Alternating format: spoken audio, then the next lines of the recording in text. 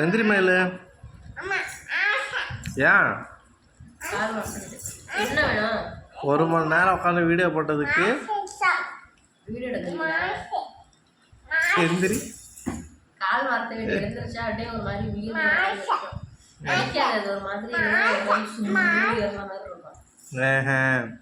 1 மணி நேரம் இல்ல, 1 மணி நேரம் லைவ் போட்டு அதுக்கு முன்னாடி அவ்வளவு நேரம் சுத்தம் பண்ணிட்டு இருந்தேன். 1.5 மணி நேரம் உட்காந்து காலுக்கு என் வயசு என்ன எப்போ அம்மா வயசு ஆயிட்டு 65 இருக்குமா? இல்ல கம்மி வயசுக்கே இப்படி இருக்கு. இன்னும் 60 வயசுல நான் முசலியா இருக்க மாட்டேன் போல இருக்கு.